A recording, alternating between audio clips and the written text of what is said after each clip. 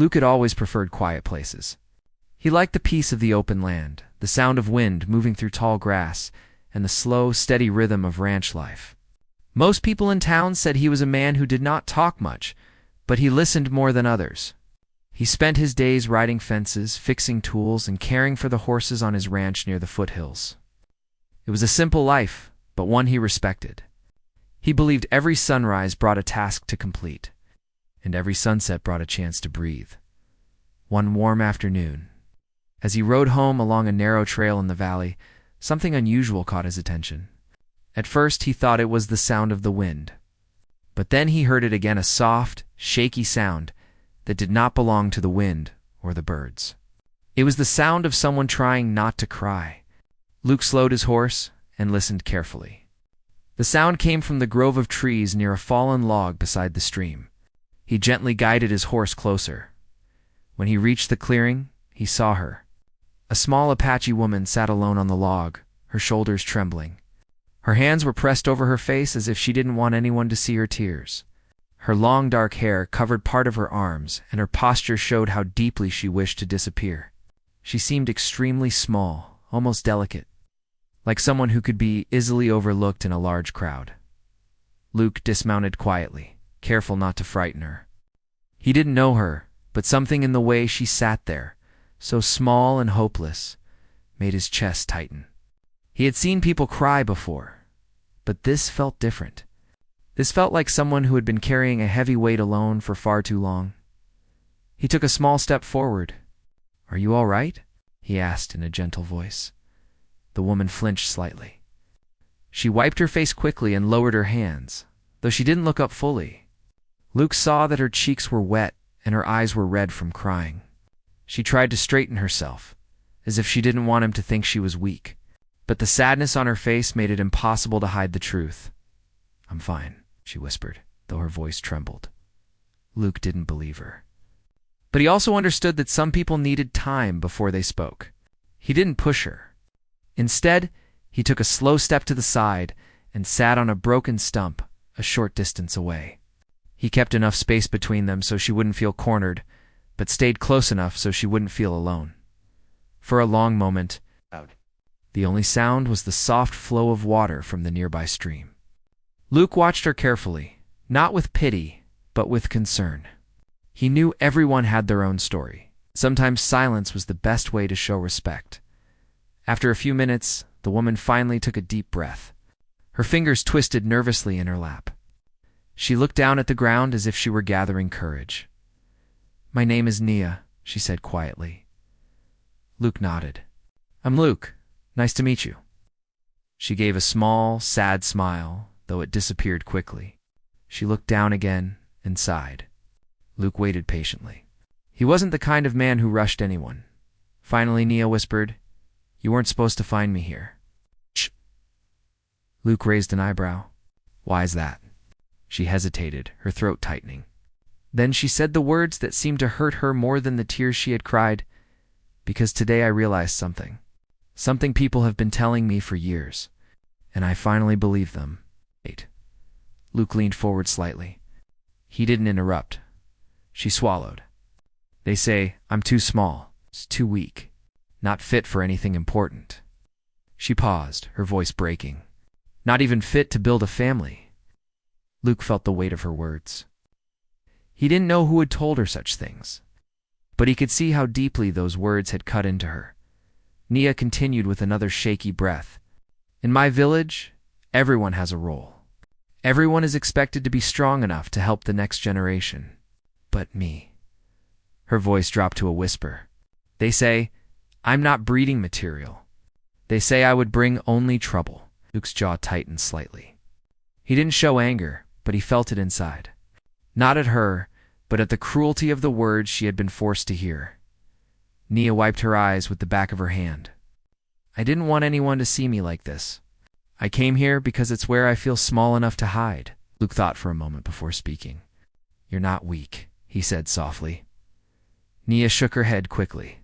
"You don't know me. You don't know what I can't do. I'm slow at carrying heavy things. I'm not tall like the other women. I get tired easily. They think I can't handle things the way a woman should. They laugh quietly when they think I can't hear. Luke's voice was calm. But you didn't come out here to hide forever. You came because you needed a quiet place. That's not weakness. Nia looked at him with startled eyes. No one had ever said something like that to her. Luke noticed how she hugged her arms around herself. It was a small gesture, but it showed how tightly she was trying to hold her broken pieces together. He glanced at the ground for a moment, thinking of how to help her speak without feeling embarrassed. Sometimes, he said, people say things because they don't understand what real strength looks like. Nia let out a faint, sad laugh. Strength me? Maybe you're stronger than you think, Luke replied. She looked away. That's easy for you to say. You're tall. You're strong. You don't know what it's like to be the smallest person everywhere you go. She wasn't wrong. He had always been bigger than most people. But size had nothing to do with heart. He wanted to tell her that, but he could see she wasn't ready to believe it yet. Instead, he said gently, sometimes the smallest person carries the biggest burdens. Nia's lips trembled. She opened her mouth as if to respond, but no words came out. She blinked several times, trying not to cry again. But her tears escaped anyway, sliding down her cheeks. Luke didn't move too quickly. He gave her space, but he leaned in just enough so she could hear the sincerity in his voice. You're allowed to feel hurt, he said softly. Someone made you believe something that isn't true. Nia covered her face again, and her shoulders began to shake. Luke couldn't watch her cry without doing something. He slowly stood, walked over, and sat beside her on the log. He didn't touch her, but he stayed close enough to let her feel safe. After a little while, Nia lowered her hands again and looked at him. Her eyes were full of emotion, fear, sadness, embarrassment, but also something else. A small spark of relief that someone finally listened. Why are you being kind to me? She whispered. Luke shrugged slightly. Because you deserve kindness. Nia stared at him for a moment, as if trying to understand why a stranger would say something so simple, yet so heavy. No one had ever told her she deserved kindness before. The wind blew softly through the trees, lifting a few strands of her hair. Luke gently brushed one back, not in a bold way, but in the careful, respectful way one uses when helping a frightened bird. Nia's breath caught, not from fear, but from something warm she wasn't used to feeling. Luke cleared his throat softly. I don't think you came here to hide. I think you came here because you needed someone to hear what you've been holding inside. Nia looked down again. Maybe I did, she admitted quietly. Luke offered a faint smile. Then today wasn't an accident. She glanced up at him with soft, searching eyes. For the first time since he found her, she didn't look ashamed. She looked curious, like someone realizing she wasn't alone after all. The valley felt calmer, safer. The air between them held something gentle, something new. Luke didn't know what would happen next, but he knew one thing for certain. Nia's size didn't define her, and he would prove it to her, one small moment at a time. The next morning, Luke woke before sunrise, as he always did. But unlike most days, his thoughts weren't focused on the ranch or the cattle. He kept thinking about Nia, the small Apache woman whose sadness had filled the valley like a quiet storm. Her eyes, her trembling hands, her soft voice repeating those painful words stayed with him even as he fed his horses and prepared for the day. Luke wasn't usually someone who thought about others for long, but Nia's hurt didn't leave his mind easily. He felt something inside him shift, like a rope pulling him in her direction. Later that day, he rode back toward the valley. He told himself he was just checking the fences, but he knew the truth. He wanted to see if she was all right. He didn't want to disturb her, but he didn't want her to sit alone with such heavy thoughts either. As he reached the grove of trees, he noticed her small figure standing near the stream. Bending carefully over a patch of plants, she was more focused now. Her movements steady and practiced. She looked up when she heard his horse approach. Her expression changed from surprise to something gentle. She didn't hide this time. She didn't turn away or wipe her eyes quickly like before. She simply waited for him. You came back, she said softly. Just checking on things, Luke replied, trying to sound casual, but Naya smiled a little. Like she knew he wasn't fooling her. She pointed at the ground. "These herbs help with breathing sickness. I'm gathering them for an elder in my village." Luke dismounted and walked closer, watching her work. She moved with care, selecting each plant with knowledge and precision. Her hands, though small, were steady and skilled. It struck Luke that she wasn't weak at all. She was capable, strong in ways that didn't require height or size. "You know a lot about this," Luke said. She nodded. "My mother taught me. She said healing is work of the heart, not the body." Luke liked that. "Seems wise," Nia continued, gathering leaves, placing them gently into a woven pouch. "Most people only see what I'm not," she whispered. "They don't see what I can do," Luke thought for a moment. "Then they're not looking properly." Her hands paused. She glanced up at him, surprised again by his words. She wasn't used to someone noticing her strengths. They worked side by side for a while, Nia, gathering herbs, Luke helping her carry fallen branches away from the path. She watched him lift a heavy log with ease. When he noticed her staring, he joked lightly, "Big arms help sometimes." Naya's cheeks warmed. "Maybe, but big hearts help too." Luke felt something warm settle in his chest at her words. As the sun climbed higher, Naya led him to a small clearing where a young horse stood tied to a post. The colt was breathing fast, its ears pinned back in nervous fear. "He doesn't trust people yet," Nia explained. "He was born when a storm scared the herd. He's been jumpy ever since." Luke walked closer, but the colt backed away in alarm. That was normal with frightened animals. But Naya stepped forward calmly. She moved slowly, quietly humming under her breath. The colt's breathing eased. His ears lifted slightly. Luke watched her, impressed. She wasn't forcing the animal. She wasn't trying to overpower it. She was calming it with patience and gentleness. She placed her small hand against its neck and looked at Luke. "Touch him slowly, like the wind touching the grass." Luke followed her lead. He placed his hand on the colt's side, moving gently, letting the animal feel the warmth instead of the strength. The colt accepted him. "You did it," Nia said with a soft smile. "I just followed your way," Luke replied. Nia looked down shyly. "People think I can't handle horses because of my size. But they listen to calm voices, not loud ones." Luke nodded. "Then they should be listening to you more." Her smile grew, fragile but real. For the rest of the afternoon, they worked together. Luke helped fix a loose section of fence near her camp. Nia showed him which plants were safe to eat and which ones helped with fever. She told him stories about the land, about how her people respected every living thing. Luke found himself listening more than talking, something that came naturally to him. But this time, he wasn't listening out of habit. He was listening because he wanted to hear everything she had to say at one point. She paused and glanced at him with gentle curiosity. "Why do you help so much?" Luke shrugged. "Because I want to." Her eyes softened, but a shadow crossed her face. "People rarely want to help me. They usually help because they feel sorry." Luke shook his head. "I don't feel sorry. I feel respect." Nia looked away quickly, trying to hide the emotion rising in her eyes. His words touched something deep inside her, a place that had never been reached with kindness before. As the afternoon began to fade into evening, they sat near the stream, washing the dirt off their hands. The water was cool and clear.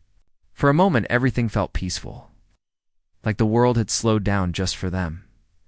After a long silence, Nia spoke again, her voice smaller. "Luke, I appreciate everything today, but it doesn't change what they say about me." Luke looked at her calmly. "What did they say?" "They say I won't make a good partner, that I'll never be chosen, that I can't start a family because I'm too small and fragile, that my size makes me useless for the future." Luke listened, his eyes steady. Nia kept her gaze fixed on the water. "I tried so hard to prove them wrong," she whispered. "I trained with the other women. I carried more than my body could handle. I stayed up late trying to do what they did, but every time I failed, they whispered more. After a while, I started believing them. Maybe they're right." Luke leaned forward slightly. His voice was calm but firm. "They're wrong." Naya shook her head. "How can you say that?" "You've known me only a day," Luke replied softly. "Sometimes you can see someone's strength before you know everything about them." Her eyes glistened. "Strength? Me?" She let out a faint, bitter laugh. "You calmed a frightened horse with nothing but your voice," Luke said. "You gathered medicine plants in the right way. You think of others before yourself. Those things take strength." She looked down, confused by his kindness. She had never heard someone point out her strengths, only her weaknesses. Luke continued, "Maybe the problem isn't you. Maybe the problem is that they can't see past what they expect." Nia hugged her knees to her chest. "But what if they're right? What if I will always be alone because no one wants someone like me?" Luke felt a quiet ache in his chest as he heard her words. He didn't want her to think that way not about herself, not about her future. He spoke softly. "Naya, maybe you've only met people who judge the wrong way? Maybe you haven't met someone who sees you clearly yet." She lifted her head slowly, looking at him with searching eyes. "Do you see me clearly?" Luke held her gaze. "I think I do." The wind moved gently between them. The sky slowly turned shades of orange and gold as the sun sank behind the hills. For a long moment they just sat there in the warm light. Two people who had lived very different lives, but somehow understood each other in a way. "Neither expected," Naya finally whispered. "I don't know why, but talking to you makes my heart feel lighter." Luke smiled softly. "Maybe your heart was waiting for someone who listened." Naya closed her eyes briefly, letting his words sink in. For the first time in years, she felt seen not as someone too small or too weak, but as someone who mattered. As the evening grew darker, Luke walked her back to the edge of her village. Before leaving, Naya turned to him and said, "Thank you." "For hearing me? It wasn't hard," he replied.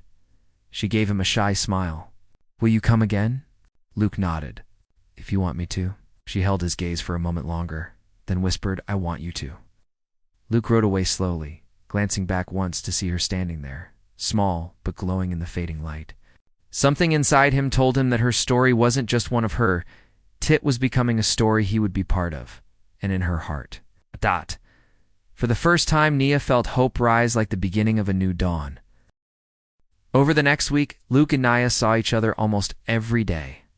Sometimes he visited her village early in the morning before starting his ranch work, and sometimes she came to the valley in the late afternoon, carrying herbs or guiding the young colt she was taming. Their moments were quiet, simple, and gentle, yet each one added something warm to the space between them. Nia smiled more now. Luke spoke a little more than usual, and both of them felt something growing, though neither dared to name it. But not everyone felt the same way. One afternoon, when Nia returned to her village carrying a freshly woven basket, she passed by a group of women standing near the fire pit. They looked at her, then whispered to each other, covering their mouths as they giggled. Nia stiffened. She lowered her head, hoping to slip past without being noticed, but one of the women stepped in front of her. "Looks like the tiny one found a friend," she said with a smirk. "Maybe he thinks you're a child. That's the only reason he'd waste time with someone like you." The others laughed. The words pierced Nia's heart sharper than any thorn. She hugged her basket against her chest and tried to move around them. But another woman spoke up. "Careful, Naya, if you stay around him too long. He might realize you can't give him anything a real woman can." More laughter followed. Their voices blended into a painful echo. Naya tried to keep walking, but each step felt heavy. The warmth she had gained over the past days began slipping away, replaced by the familiar ache she thought she had left behind. She didn't go home. Instead, she walked quickly toward the woods, her breath shallow. She ignored the calls behind her and kept moving until the voices disappeared. Her footsteps turned into a desperate run, small legs carrying her deep between the trees until she reached a place where the wind was the only sound. She sank to her knees behind a fallen trunk, clutching her trembling hands. Her mind repeated the cruel words. She had heard similar ones for years, but hearing them now, after days of feeling strong, capable, seemed cut deeper than ever. She felt foolish for believing she could change, foolish for thinking someone like Luke could ever look at someone like her without pity.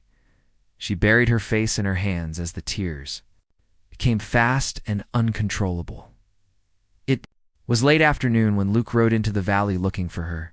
He had been waiting near the stream for almost an hour, wondering why she hadn't shown up like she said she would. When she didn't come, something felt wrong, like the air had shifted. He rode toward her village. But halfway there, he saw small footprints heading toward the deeper woods. He recognized her step light, quick, almost floating over the soil. But these steps were uneven, rushed.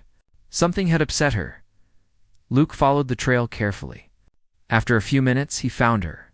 She was sitting on the ground behind a fallen log, her arms wrapped tightly around herself. Her whole body was shaking. Luke's heart dropped. He had never seen her this broken. He dismounted quietly and approached her slowly, afraid of scaring her even more.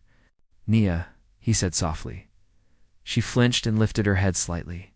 Her face was wet, her eyes red, and her breath short and uneven. She looked both embarrassed and hurt, like she didn't want him to see her like this. "Please, go," she whispered. Luke shook his head gently. "Not unless you want me to." Her lips trembled. "I don't want you to see me crying. I'd rather see you crying than see you hurting alone," he said calmly.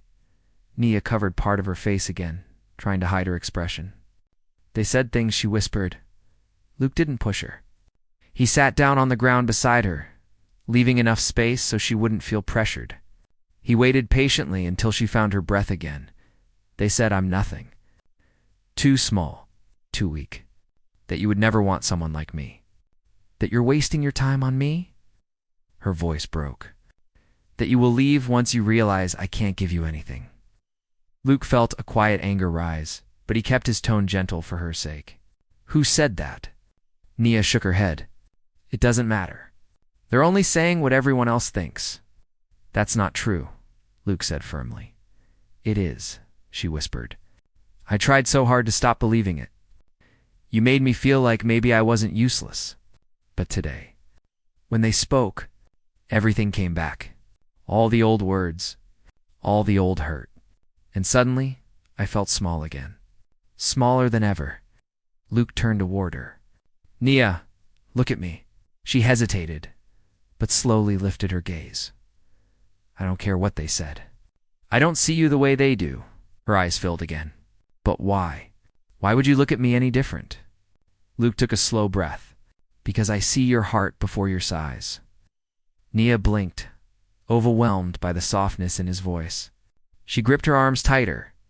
"But I'm not strong," she whispered, her voice raw. "Not like other women." Luke shook his head. "You're stronger than you think." "How?" she asked, frustration and sadness mixing in her voice. "How am I strong when I break so easily?" Luke leaned closer, his words slow and steady. "Because even when people hurt you, you still care for others. You still help the sick. You still talk softly to scared horses. You still walk into the world with kindness, even when the world hasn't been kind to you. That takes more strength than lifting anything heavy." Nia's lips parted slightly. No one had ever said such things to her.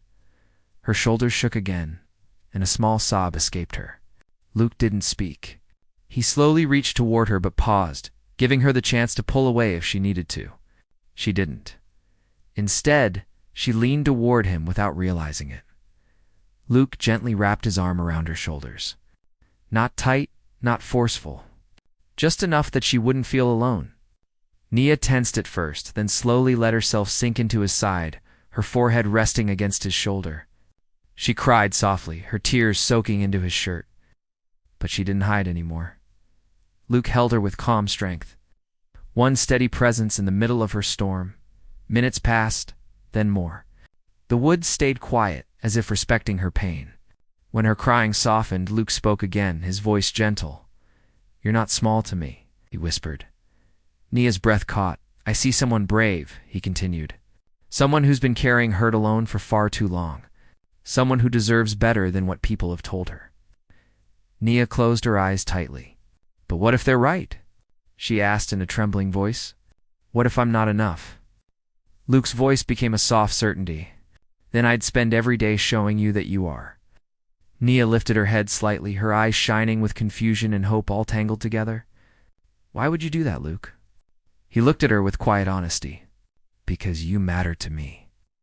The words hit her like a warm wave. She wasn't expecting them. She wasn't ready for them. But they filled the empty places in her heart with something new, something she had never allowed herself to feel. Nia looked down at her hands, then back up at him. I've never mattered to anyone before, she whispered. You matter to me? Luke repeated softly. Nia swallowed, overwhelmed. She leaned into him again, not hiding but seeking comfort, and Luke held her gently, his hand resting lightly on her shoulder, steady and reassuring. They stayed like that until the sun dipped low, painting the forest floor in warm golden light. The trees around them glowed softly, turning the painful moment into something almost peaceful. Nia finally whispered, Thank you for staying. I'm not going anywhere, Luke replied, and for the first time since she could remember, Nia truly believed someone meant those words. For the next few days, something changed inside Nia. It was not a sudden burst of confidence or a magical moment that solved everything. It was something softer, something slower, something deep. It was the quiet understanding that she was not alone anymore. Luke's words stayed with her, like warm sunlight after a cold night. She found herself repeating them when she felt small. When she woke up each morning, when she passed by people who once made her feel invisible, when she remembered all the hurtful comments from the past, Luke's steady voice echoed in her heart. You matter to me. She held on to that, not because she needed someone to save her, but because it reminded her that she was worthy of being seen. One morning, while the village prepared for an upcoming ceremony, Nia stood near the fire pit helping the elders grind herbs. The same group of women from before walked by, whispering to each other as usual. But this time, something was different. Nia didn't shrink back. She didn't look away or hurry to hide herself. She focused on her work and kept her head straight. One of the women raised an eyebrow. She expected Nia to flinch or avoid eye contact. But Nia didn't. She simply continued grinding the herbs with smooth, steady movements. The elder beside her noticed the change and nodded approvingly. It was small, but it meant a lot. Luke arrived later that afternoon, carrying a wooden box filled with fresh supplies for her elders. When Nia saw him approaching, she felt an unexpected warmth spread through her. She walked toward him with a confidence she wasn't used to. You look different today, Luke said gently. Do I? She asked with a tiny smile. Stronger, he said. Brighter. Nia lowered her eyes, embarrassed but happy. Maybe because things feel different now, Luke tilted his head. Different how? Nia looked up at him with soft honesty. I don't believe their words the way I used to. I don't let them decide who I am, Luke smiled slightly. That's a big change. Nia nodded. I'm trying. Luke could see the truth in her eyes. He felt proud not for himself, but for her. She was finding her own strength, step by step. Later, they walked together near the meadow behind her village. The young colt she had been training followed her closely, nudging her arm now and then. Nia stroked its neck with gentle affection. He only trusts 3 people, she said. Me, Elder Toma, and you. Luke chuckled softly. I'm honored. You earned it, she replied. Not by force, but by patience. Luke watched her as she spoke. There was no shaking in her voice now, no fear hidden under her words. She was still soft, still gentle, but there was something steady inside her. Something new. As the sun sank lower, Nia told Luke about her plans for the ceremony. She was going to present healing herbs, something only respected members of the community usually did. When she explained it, her voice shook slightly this time, not from fear, but from excitement mixed with nervousness. I never thought they would ask me, she whispered. Why wouldn't they? Luke asked. Because I always thought I wasn't enough. Oh, but now, I feel like maybe I can do it. You can. Nia looked at him with a grateful expression. I wouldn't have believed that without you. Luke shook his head gently. You believed it because it was true. I just reminded you. Her heart warmed at those words. They continued walking until the sky turned purple. When Luke finally said goodbye for the night, Naya felt a soft ache in her chest, not painful, just a gentle longing for him to stay. The next day was the ceremony. People gathered around the fire pit, talking and preparing offerings. Nia stood among the women, holding her small basket of herbs. The same women who mocked her before glanced at her with faint surprise.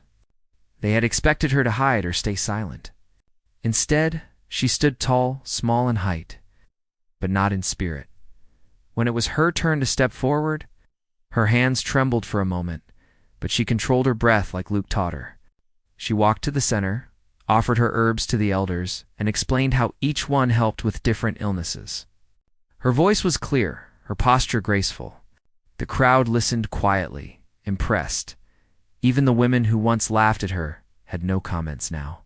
Some actually looked away, ashamed of how they had treated her. Others simply nodded in respect. After the ceremony ended, Nia walked toward her small home. She didn't expect anything special, but behind the last tent, Luke stepped out from the shade. "You saw everything?" she asked softly. "Every moment," Luke replied. Her cheeks warmed as she looked down. "I was nervous." "You didn't look nervous," he said. "You looked confident." Nia let out a small laugh. "I felt my heart jumping the whole time." "That's normal," Luke said. "But you carried yourself with strength." The colt trotted up to them and nudged Nia's arm again. She laughed and stroked its head. Luke watched her with admiration. After a moment of quiet, Nia turned to him. "Luke, may I ask something?" "Anything," he replied. "Why did you stay? Even when I broke down in the woods?" Luke didn't hesitate. "Because you needed someone. And I care about you." Nia held her breath. She wasn't used to hearing such direct words. She pressed her hands together nervously. "I never thought anyone would say that to me," she whispered. Luke took a slow step forward. "Then hear it again. I care about you, Nia, exactly as you are." Her eyes shimmered with emotion. She felt something deep inside, something gentle, something full, something she had never experienced before. "I care about you too," she whispered back. Luke's eyes softened. The air around them grew still, as if the world paused to give them this moment. The edge of fear she once carried was gone, replaced by trust. Nia took a small breath. "Luke, do you really think I can build a future? Even if I'm small? Even if I'm not like other women?" Luke stepped closer, lifting her chin gently so she would meet his eyes. "A future is not built on size, Nia. It's built on heart. And you have more heart than anyone I've ever met." Nia swallowed hard, overwhelmed by the tenderness in his voice. "Then maybe I can believe that too," she said. "Good," Luke whispered, "because I believe in you." They stood together in the quiet dusk, watching the sky fade into deep blue. The world felt wide, full of possibilities, but also safe because they were not alone anymore. In the days that followed, Nia walked through her village with new confidence. People treated her differently, not because she changed her size, but because she changed her belief in herself. She helped the elders with healing, guided the colt until it accepted a saddle, and spoke with calm strength during community gatherings. Luke visited often, sometimes helping, sometimes simply sitting with her under the trees, sharing stories in comfortable silence. Their connection grew naturally, like a steady fire warming the cold evenings. Nia no longer saw herself as unworthy. She no longer repeated the cruel words others had once said. Instead, she carried Luke's voice in her heart, a voice that told her she mattered, that she was enough, that she was strong in her own way. And Luke, who once lived a quiet life alone, found himself looking forward to each sunrise in a new way, because each day brought another chance to stand beside the woman whose spirit inspired him more than he ever expected. Their story did not end in one single moment. It continued in small steps, gentle conversations, shared laughter, and growing trust. Nia built her life with courage, and Luke stayed by her side, not as someone fixing her, but as someone walking with her, and in the end, Nia finally understood something she never believed before. She was never too small for a future filled with love. She was never unworthy of being chosen. She only needed someone to see her clearly, Luke did. And she held that truth close as they walked forward together.